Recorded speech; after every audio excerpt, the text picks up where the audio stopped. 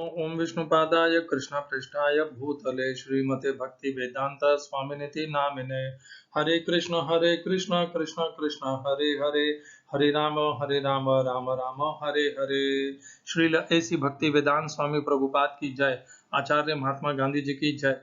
भगवत गीता 2020 में आपका स्वागत है। आज की श्लोक संख्या 6 अध्याय का 30वां श्लोक। अध्याय चल रहा है आत्म संयम योग अर्थात मन संयम योग। आत्म शब्द का अर्थ यहाँ पर है मन, मन का संयम योग। इस अध्याय में भगवान मन को कैसे नियंत्रित करना है, मन को नियंत्रित करने से क्या लाभ होते हैं, मन को नियंत्रित करने के पश्चात क्या व्यवहार होते हैं, यह बताते हैं। इस समय भगवान जो बता रहे हैं 6 अध्याय के 29, 30, 31 और 32 इन 4 श्लोकों में भगवान मन को नियंत्रित करने के पश्चात जो व्यवहार हो जाता है योगी का, उसके ऊपर हमें विस्तार से बता रहे हैं। कल की श्लोक संख्या हमने जब की थी तब भगवान ने हमें बताया था सर्वभूतस्थमात्मानं सर्वभूतानि चात्मनि इक्षते योग युक्तात्मा सर्वत्र समदर्शन है। समस्त भूतों के भीतर जो उस परमात्मा को देखता है तथा समस्त भूतों को परमात्मा में देखता है, इस प्रकार जो देखता है वही सर्वत्र समदर्शन देखता है। इस प्रकार भगवान ने हमें बताया था। हमने इसको जोड़ा था हमारी समाज के उदाहरणों से। किस प्रकार महात्मा गांधी जी ने लक्ष्मी करके एक दलित या निम्न वर्ण की बिटिया को अपनी पुत्री कहकर स्वीकार किया और उसे अपना नाम दिया।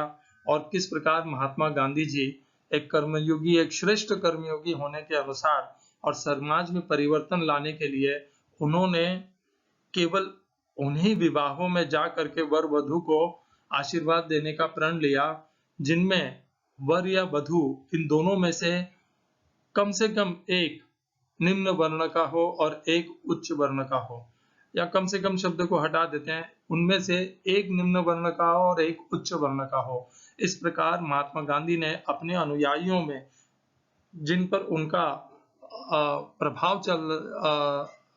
प्रभाव था उन सबको प्रेरित किया, प्रोत्साहित किया कि वे ऊंच नीच के भेद को मिटा दें, समाज में एक भाव समदर्शिता को स्थापित कर दें और महात्मा गांधी जी के आशीर्वाद को, उनकी द्वारा दी हुई प्रेरणा को पा करके उनके हजारों उनके अनुयायियों ने इस प्रकार विवाह किया और निम्न वर्ण के सदस्य को अपने उच्च वर्ण में सम्मिलित किया, उसे वही स्थान दिया ताकि दोनों वर्णों के बीच में जो शत्रुता और जो निर्दयता चल रही थी उसे वे जड़ से मिटा सकें।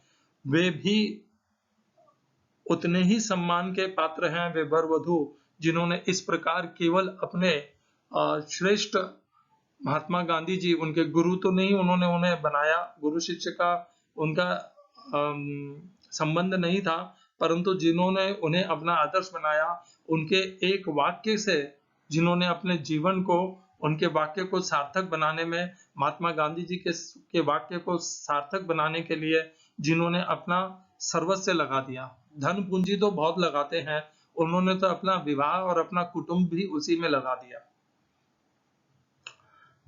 और महात्मा गांधी जी के लिए और यह भी मैं कह सकता हूं कि महात्मा गांधी जी जब भी किसी प्रदेश में जाते थे तब वह वहां की भंगी बस्ती में जाकर के रुकते थे। जैसे जब वे दिल्ली जाते थे तो वे चाहते तो बिरला भवन में भी रुक सकते थे, परंतु वह दिल्ली के बाहर जो भंगी बस्ती थे उसी में जाकर के रुकते थे। उनका यह जो प्रयोग था, यह प्रयोग आज के राहुल गांधी यानी उर्फ पप्पू के जैसा नहीं था जो दिखावे के लिए करते हैं। इस प्रकार गांधी जी का तो नियम यह था कि वे सदैव नित्य उसी भंगी बस्ती में रुकते थे।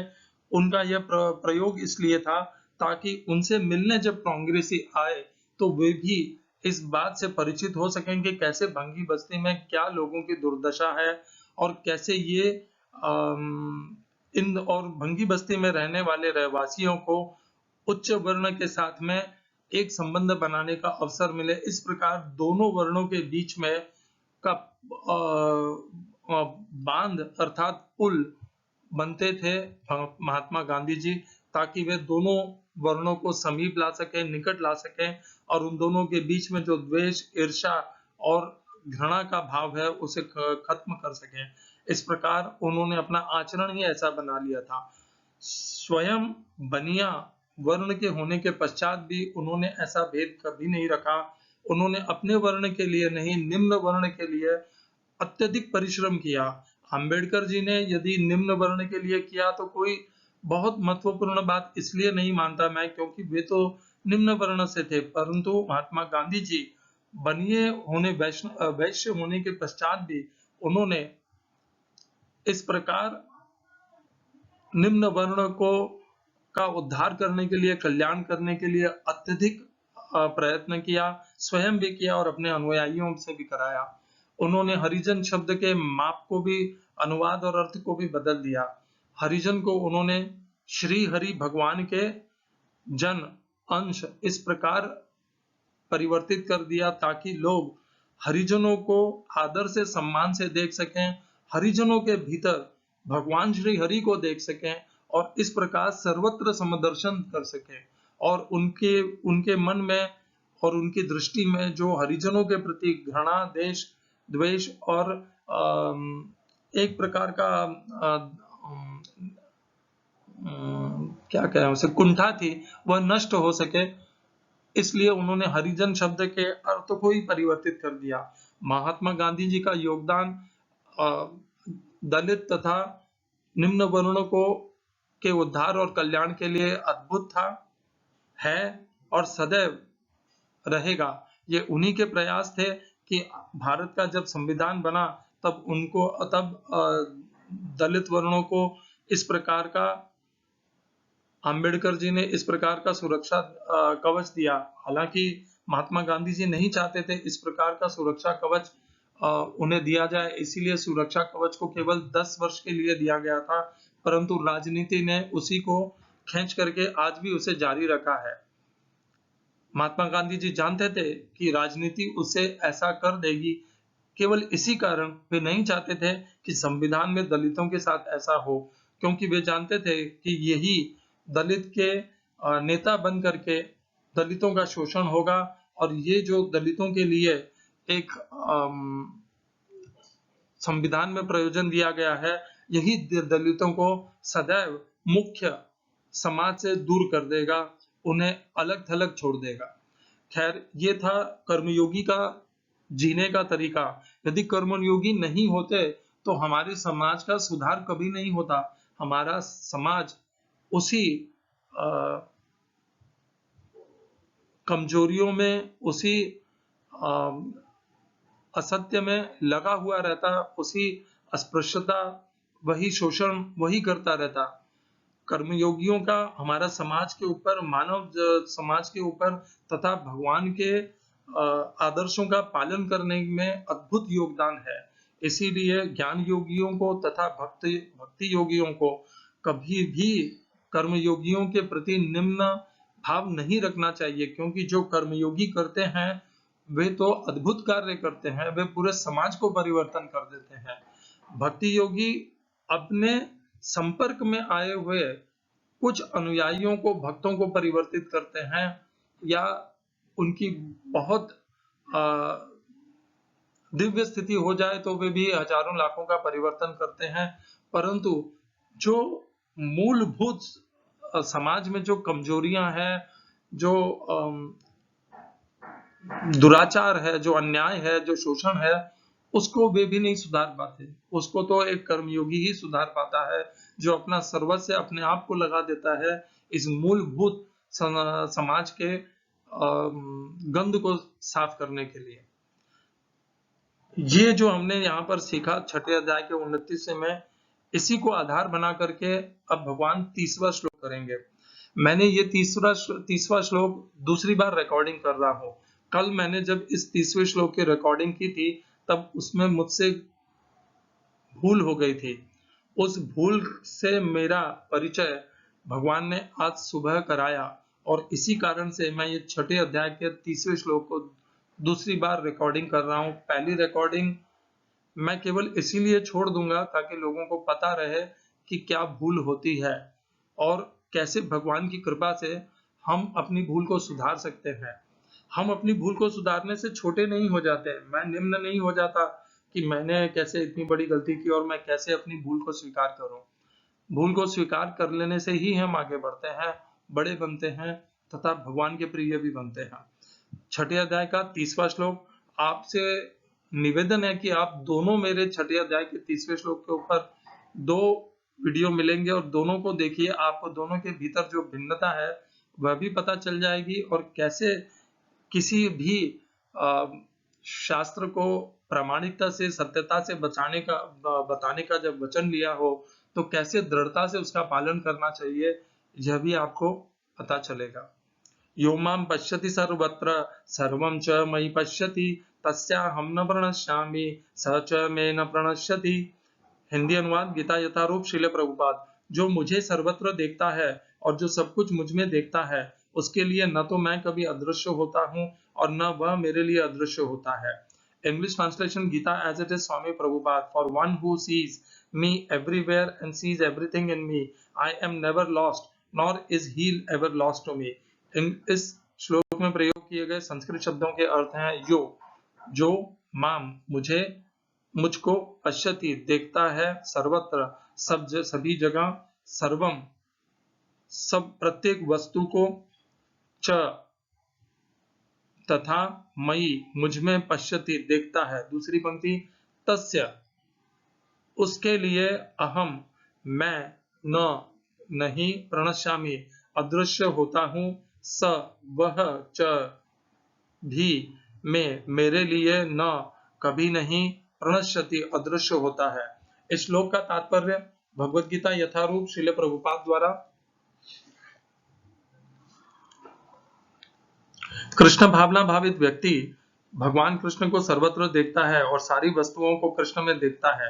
ऐसा व्यक्ति भले ही प्रकृति की पृथक पृथक अभिव्यक्तियों को देखता प्रतीत हो, किंतु वह प्रत्येक दिशा में इस कृष्ण भावनामृत से अवगत रहता है कि प्रत्येक वस्तु कृष्ण की ही शक्ति की अभिव्यक्ति है। कृष्ण भावनामृत का मूल सिद्धांत ही यह है कि कृष्ण के बिना कोई अस्तित्व नहीं है और कृष्ण ही सर्वेश्वर है। कृष्ण भावनामृत कृष्ण प्रेम का विकास है। ऐसी स्थिति जो भौतिक मोक्ष से भी परे है। आत्म साक्षात्कार के ऊपर कृष्ण भावनामृत की इस अवस्था में भक्त कृष्ण से इस अर्थ में एक रूप हो जाता है कि उसके लिए कृष्ण ही सब कुछ हो जाते हैं और भक्त प्रेममय कृष्ण से पूरित हो उठता है।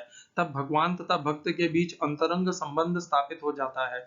उस अवस्था में जीव को विनष्ट नहीं किया जा सकता और न भगवान भक्त की दृष्टि से ओझल होते हैं। कृष्ण में तादात्म्य होना आध्यात्मिक लय, आत्मविनाश है। भक्त कभी भी ऐसी विपदा नहीं उठाता। ब्रह्म संहिता में कहा गया है, मैं आदि भगवान गोविंद की पूजा करता हूँ, जिनका दर्शन भक्तगण प्रेम रूपी अंजन लगे नेत्रों से करते हैं। वे भक्त के हृदय में स्थित श्याम सुंदर रूप में देखे जाते हैं। इस अवस्था में न तो भगवान कृष्ण अपने भक्त की दृष्टि से ओझल होते हैं और न भक्त ही उनकी दृष्टि से ओझल हो पाते हैं। यही बात योगी के लिए भी सत्य है, क्योंकि वह अपने हृदय के भीतर परमात्मा रूप में भगवान का दर्शन करता रहता है। ऐसा योगी शुद्ध भक्त बन जाता है और अपने अंदर भगवान को देखे बिना एक क्षण भी नहीं रह सकता। ओम अज्ञानतिमिरन्धस्य ज्ञानाञ्जनशलाकया चक्षुरुन्मीलितं येन तस्मै श्री गुरुवे नमः। एकं शास्त्रं देवकीपुत्र गीतम् एको देवो देवकीपुत्र एव एको मन्त्रस्तस्य नामानि यानि कर्माप्येकं तस्य देवस्य सेवा। हरे कृष्णा। यो मां पश्यति सर्वत्र, जो मुझे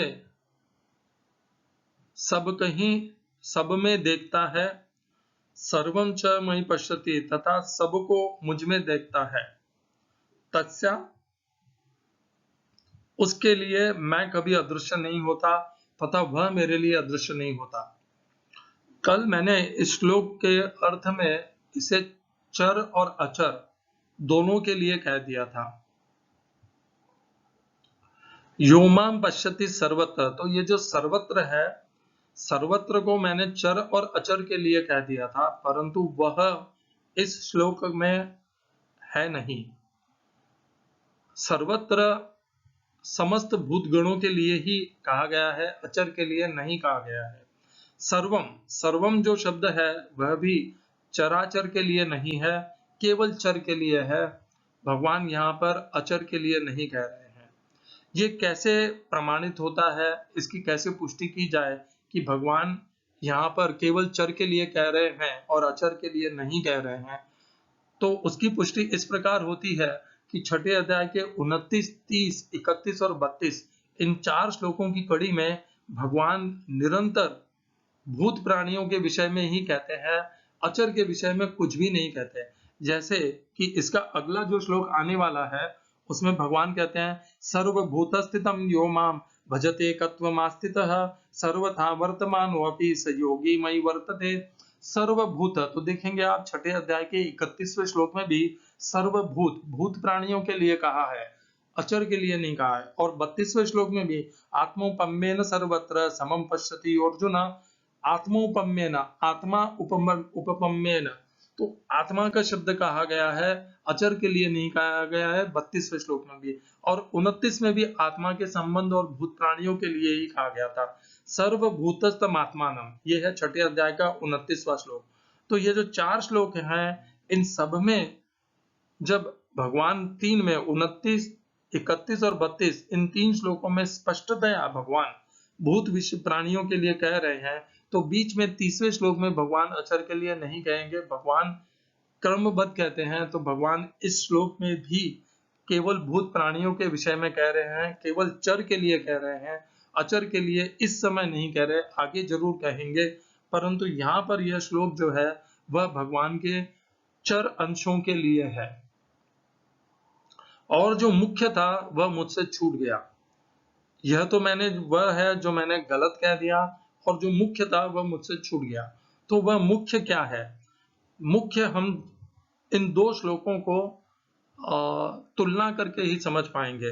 तो छठे अध्याय का 29वां श्लोक है, सर्वभूतस्थम आत्मानम, समस्त भूत प्राणियों में जो परमात्मा को देखे। तो वहां पर भगवान ने परमात्मा से को देखने के लिए कहा है, सर्वभूतानि च आत्मनि, और समस्त भूतों को परमात्मा में देखे, इस प्रकार कहा है। परंतु छठे अध्याय के ये थी जो अभी हमने पंक्ति कही थी, वह वाक्य है छठे अध्याय के 29वें श्लोक की पहली पंक्ति में, और छठे अध्याय के 30वें श्लोक के पहली पंक्ति में भगवान परमात्मा शब्द को स्वयं के साथ में परिवर्तित कर देते हैं। पिछले श्लोक में भगवान ने जो कुछ भी परमात्मा के लिए कहा था, 30वें श्लोक में भगवान वह स्वयं सीधे सीधे भगवान श्री कृष्ण के लिए कह देते हैं। यो माम पश्यति सर्वत्र, माम शब्द प्रयोग किया है भगवान ने। अब की बात, श्लोक एक ही आगे बढ़ा है, परमात्मा से परिवर्तित होकर के भगवान ने माम शब्द का प्रयोग कर लिया। सर्वम च मयि पश्यति, मयि, आत्मनि शब्द के बदले में भगवान ने मयि शब्द का प्रयोग किया है। क्यों किया? तो दोनों में भाव एक ही है। पिछले श्लोक में समस्त भूत प्राणियों में स्थित परमात्मा को देखना था, तथा समस्त भूत प्राणियों को परमात्मा में देखना था। इस श्लोक में युमाम पश्यति सर्वत्र, समस्त भूत प्राणियों में भगवान श्री कृष्ण को देखना है और समस्त भूत प्राणियों को भगवान श्री कृष्ण में देखना है।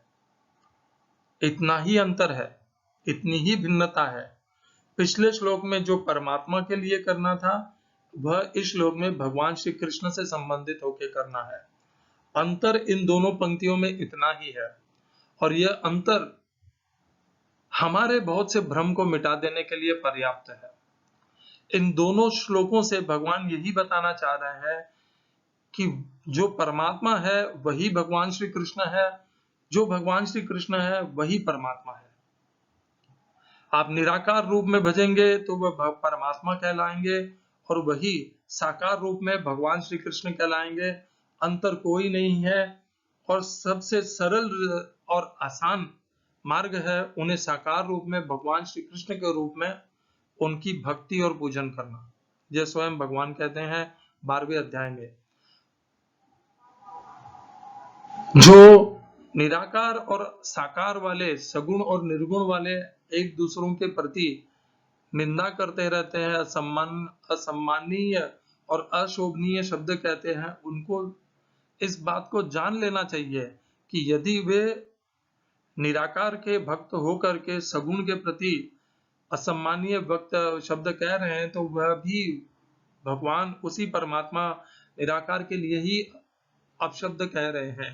और जो सगुण साकार के भक्त हैं वे यदि निराकार परमात्मा के लिए अपशब्द कह रहे हैं तो वे भी भगवान श्री कृष्ण के लिए ही कह रहे हैं वह अपशब्द। और यदि आप अपने ही भगवान के दूसरे रूप के लिए अपशब्द कह रहे हैं और वह आपको उचित लगता है तो मुझे आपकी भक्ति पर संदेह ही कर सकता हूं, और मूर्खता और अज्ञान पर भी क्या कहूं मैं, मूर्खता और अज्ञान ही दिखता है वह कि निराकार के प्रति द्वेष और साकार के प्रति प्रीति, या फिर निराकार के प्रति प्रीति और साकार के प्रति द्वेष। क्या आवश्यकता है इसकी? हम एक क्यों नहीं देख सकते? निराकार निर्गुण में और साकार सगुण में एक क्यों नहीं देख सकते? जब भगवान स्वयं कह रहे हैं कि जो सर्वभूतस्थम आत्मानम, जो समस्त भूतों में परमात्मा को, यूमाम पश्यति सर्वत्र, जो समस्त भूतों में भगवान श्री कृष्ण को देखता है वह एक ही है देखने वाला, वही योगी है। भगवान ने इसीलिए दोनों श्लोक समीप एक के बाद एक किए हैं क्रमशः। और इस प्रकार जो देखता है, जो परमात्मा को निराकार रूप में या भगवान श्री कृष्ण को सगुण साकार रूप में सब में देखता है, और समस्त भूत प्राणियों को परमात्मा में या भगवान श्री कृष्ण को उसके सगुण साकार रूप में देखता है, वही देखता है। और वह भगवान को इतना प्रिय होता है, कितना प्रिय होता है वह भगवान स्वयं दूसरी पंक्ति में बता रहे हैं, तस्या अहम न प्रणश्यामि। भगवान उसकी दृष्टि से, कौन भगवान? तस्य अहम शब्द प्रयोग किया है भगवान ने। भगवान सगुण साकार रूप में कभी उस भक्त की दृष्टि से ओझल होते ही नहीं, क्योंकि वह भक्त समस्त भूत प्राणियों में भगवान को देखता है। और उस भक्त की इसी दिव्य व्यवहार, इस समदर्शिता के व्यवहार के कारण वह भक्त भगवान को इतना प्रिय है कि भगवान भी कभी उससे अपना संबंध नहीं छोड़ते, कभी उसकी दृष्टि से ओझल नहीं होते। ये वही संबंध है, ये वही हमारा उद्देश्य है, हमारे अध्यात्म का, हमारा योग का, कि हम भगवान के साथ में अपना संबंध, अपना तादात्म्य सदैव नित्य के लिए बनाना चाहते हैं। हम तो बनाना चाहते हैं और वह योगी यहाँ पर बना लेता है। इसकी पुष्टि स्वयं भगवान ने की है। किस व्यवहार के कारण वह इस प्रकार सिद्ध कर लेता है? वह क्योंकि वह जब किसी दूसरे देह को देखता है तो वह उसमें ब्राह्मण, वैश्य, क्षत्रिय, शूद्र नहीं देखता। वह उसमें ऊंच नीच, अमीर गरीब, ब्राह्मण, गाय, हथिनी, कुत्ता, चांडाल ऐसे भेदभाव नहीं करता, वह भिन्नता नहीं करता। वह सबके भीतर उसी परमात्मा भगवान श्री कृष्ण को देखता है। यह समदर्शिता भगवान को अत्यंत प्रिय है।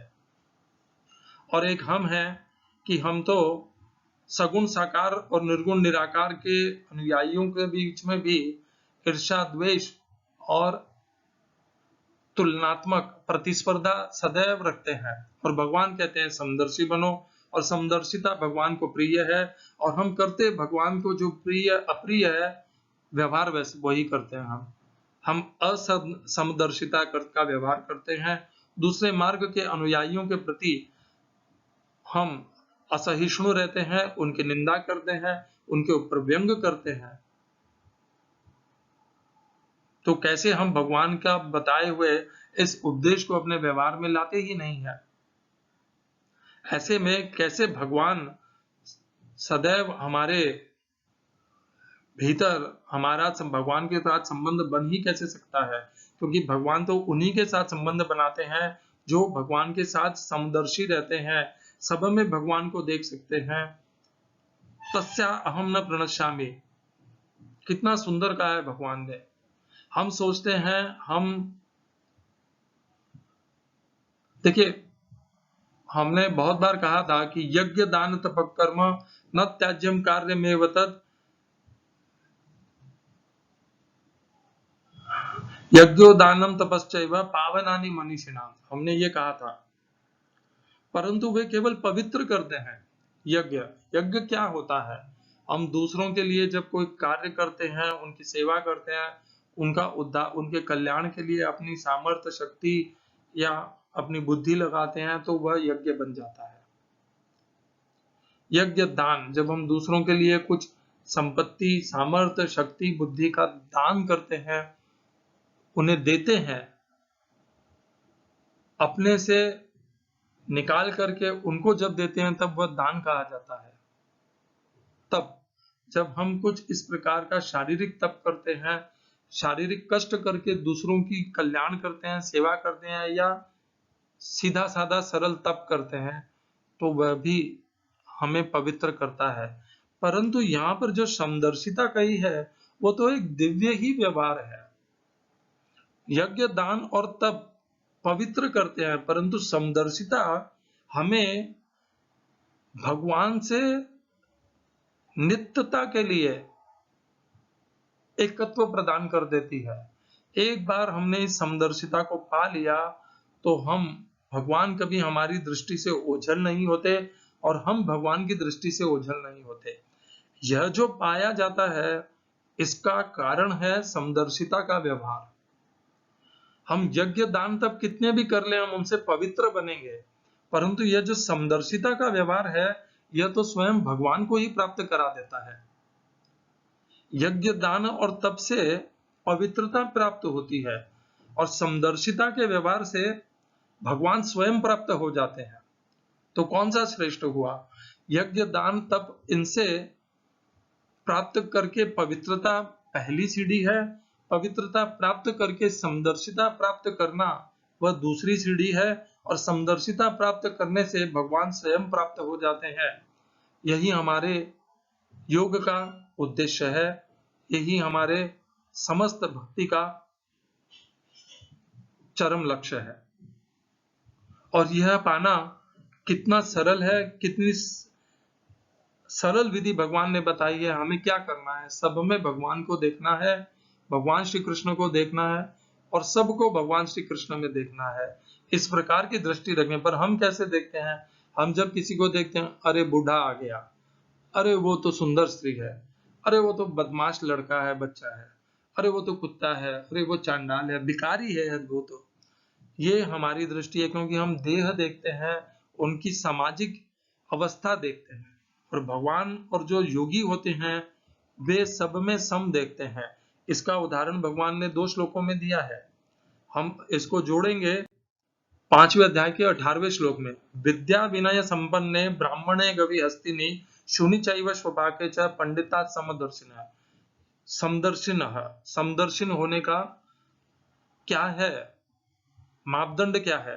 तो जो विद्या और विनय से संपन्न होता है, वह ब्राह्मण, गाय, हथिनी, कुत्ता और चांडाल, इन सब में समदर्शी रहता है, इनमें भेदभाव नहीं करता। कहने का अर्थ है कि वह किसी के लिए विशेष प्रीति और किसी के लिए द्वेष ऐसा नहीं रखता। सबके प्रति वो सब में उसी परमात्मा को देखता है, भगवान श्री कृष्ण को देखता है, और इसीलिए समदर्शी रहता है। वह बाहर के देह को नहीं देखता, उनके भीतर स्थित परमात्मा भगवान श्री कृष्ण को देखता है। और हम स्थूल दृष्टि रखते हैं, दृष्टि दोनों की हमारी एक ही है। वह भी इसी शरीर में से योगी बन करके, योगी अवस्था को प्राप्त करके इन्हीं स्थूल दृष्टि से देखता है, परंतु वह स्थूल शरीर नहीं देखता, और वह उनके भीतर परमात्मा और भगवान श्री कृष्ण को देखता है। और हम स्थूल दृष्टि से स्थूल शरीर को देखते हैं, स्थूल के बाहरी आवरण को देखते हैं, और उसी से हमारा मन बुद्धि विकृत हो जाते हैं। समदर्शिता तो हम प्राप्त करते नहीं, विकृति जरूर प्राप्त कर लेते हैं, और वह योगी समदर्शिता को प्राप्त करके सबके साथ प्रेम से रह सकता है, सबको क्षमा करता हुआ रख सकता है। इसीलिए यह आवश्यक है, यदि हमें किसी को क्षमा करना है तो हमें क्षमा करने के लिए एक पर्याप्त कारण मिल जाता है कि हम उसमें उसी परमात्मा भगवान श्री कृष्ण को देख लेंगे, तो हम उसे क्षमा करने के लिए स्वयं ही प्रोत्साहित हो जाएंगे, प्रतिबद्ध हो जाएंगे।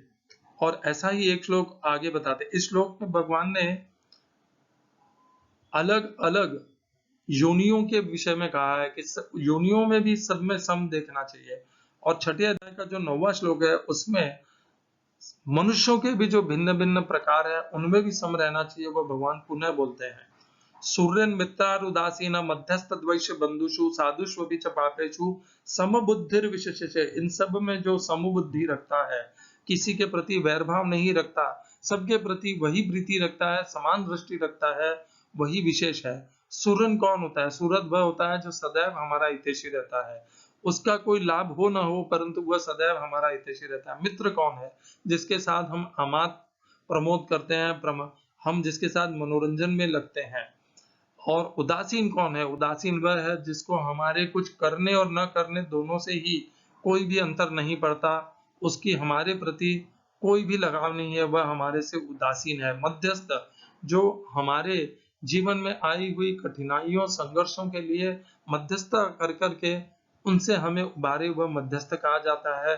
यह भी एक प्रकार का हमारा हितैषी होता है, परंतु यह कभी कभी आता है, हमारा मध्यस्थ संघर्ष के समय में करता है। सूरत सदैव हमारा निरंतर हमारा कल्याण करता रहता है। द्वेषी, हम जानते हैं द्वेषी कौन होते हैं? बंधु हो। बंधु वे होते हैं जो मित्र से थोड़ा विशेष रहते हैं, जो सदैव केवल हमारे लिए कल्याण और केवल उद्धार के लिए ही हमारे लिए हमें प्रोत्साहित करते हैं, हमें दिशा देते हैं, हमारे लिए सबसे हमारे बड़े शुभचिंतक होते हैं, वे बंधु कहलाते हैं। साधु अर्थात सज्जन, पापेशु अर्थात असुर प्रवृत्ति के लोग, इन सब में भी जो बुद्धि रखता है, तो पाप जो असुर बुद्धि के हैं, जो हमारा अहित करते हैं, हमारे प्रति अन्याय और दोष भावना रखते हैं, उनके प्रति भी हमें समभाव रखना है। उनमें भी भगवान श्री कृष्ण को और परमात्मा को देखते हुए उन्हें तत्क्षण उसी क्षण क्षमा कर देना है। उन्हें भी एक माध्यम देखना है, और जो कुछ भी हो रहा है वह भगवान के द्वारा पहले से ही रचा जा चुका है। इस प्रकार जान करके माध्यम बनने वाले के लिए हम हमारे मन में कोई भी वैरभाव नहीं रखें, तभी हम उसे क्षमा कर पाएंगे, और वही समदर्शिता होती है, वही समबुद्धि होती है। इस प्रकार भगवान ने 5वें अध्याय के 18वें श्लोक में, छठे अध्याय के 9वें श्लोक में जिस समदर्शिता का वर्णन किया, वही समदर्शिता यह योगी इसका सदैव पालन करता है। इसीलिए भगवान कहते हैं उसे वैसा योगी, उसकी दृष्टि से मैं कभी ओझल नहीं होता, अदृश्य नहीं होता, और वह मेरी दृष्टि से अदृश्य नहीं होता। तो भगवान इसीलिए कहते हैं योमाम पश्यति सर्वत्र।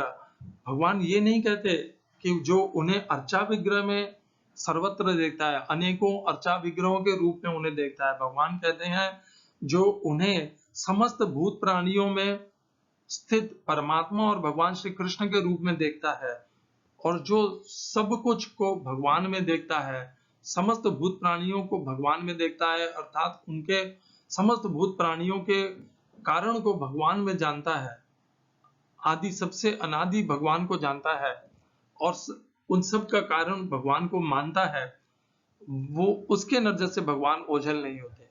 तो आपसे निवेदन है, आप अर्चा विग्रह पूजा कीजिए, इससे आपकी भक्ति की वृद्धि होगी, परंतु अर्चा विग्रह के इस सेवा में इस हद तक भी मत चले जाइए कि आप अर्चा विग्रह में तो भगवान को देख सकते हैं, परंतु भूत प्राणियों में भगवान श्री कृष्ण को नहीं देख पाते।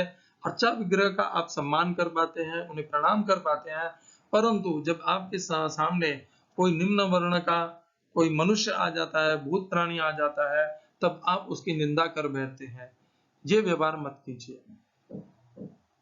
भगवान ने तो विशेष करके ये कहा है, भगवान ने कहीं नहीं ऐसा कहा कि अर्चा विग्रह के माध्यम से मेरी पूजा करो, परंतु यहाँ पर तो स्पष्ट निर्देश दिया है भगवान ने, योमाम पश्यति सर्वत्र, जो मुझको सब में देखता है। तो जब आप किसी से मिले, वह भले आपके मार्ग का अनुयायी हो, दूसरे मार्ग का अनुयायी हो, उच्च वर्ण का हो, निम्न वर्ण का हो, उसकी जाति भेद, उसकी वाणी, उसकी भाषा, उसका पोशाक, कुछ भी भिन्नता हो, उसका रंग भिन्न हो, परंतु आप उसके साथ समदर्शिता का व्यवहार कीजिए। उसके प्रति, वह कोई भी धर्म को मानने वाला हो, आप उसके प्रति समदर्शी रहिए।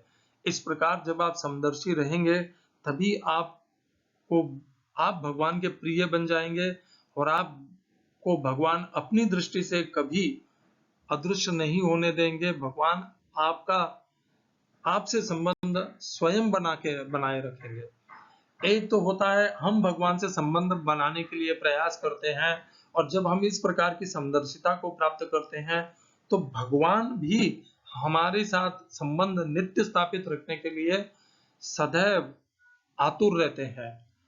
इसीलिए भगवान कहते हैं, तस्या हम न प्रणश्यामि स च मे न प्रणश्यति। वह भी मेरी दृष्टि से कभी ओझल नहीं होता। कितनी महत्वपूर्ण बात है, कितनी प्रेम की बात है कि भगवान ऐसे भक्त का सदैव स्मरण करते हैं, उसके साथ संबंध बनाए रखते हैं, उसकी दृष्टि से कभी ओझल नहीं होते, अपने आप को अदृश्य नहीं होने देते। और आवश्यकता क्या है? समदर्शिता। अर्चा विग्रह ही सब कुछ नहीं है। अर्चा विग्रह करना अच्छी बात है, परंतु अर्चा विग्रह के बाहर जो भूत प्राणी हैं, उनकी भी हमें उतना ही सम्मान करना चाहिए, उनके प्रति भी हमारा वैसा ही व्यवहार होना चाहिए जैसा व्यवहार हम अर्चा विग्रह के प्रति उन्हें भगवान मान करके करते हैं। हमें समस्त भूत प्राणियों के साथ वही व्यवहार करना चाहिए जो हम अर्चा विग्रह के साथ करते हैं। समदर्शिता को अपनाइए। अपने भीतर जितने भी राग द्वेष, ऊंच नीच, जाति और रंग, भाषा के भेद हैं, इन सबको जड़ से नष्ट कर दीजिए। समदर्शिता को अपना लीजिए। धर्म के भेदों को भी हटा दीजिए। देखिए कितना हिंदू धर्म और गीता का धर्म कितना महान है, वह समदर्शिता सिखाता है। और बाकी के जो कुछ धर्म हैं, या तो वह ऐसा सिखाते हैं या उसके अनुयायी ऐसा आचरण करते हैं जिनसे उनका धर्म ही लज्जित हो जाता है और वे हिंसा करने लग जाते हैं। आप हिंदू धर्म को लज्जित मत होने दीजिए। आप समदर्शिता को अपनाइए। दूसरे धर्म के अनुयायियों के प्रति भी समदर्शी बनिए। हरे कृष्णा। श्रील एसी भक्ति वेदांत स्वामी प्रभुपाद की जय। आचार्य महात्मा गांधी जी की जय।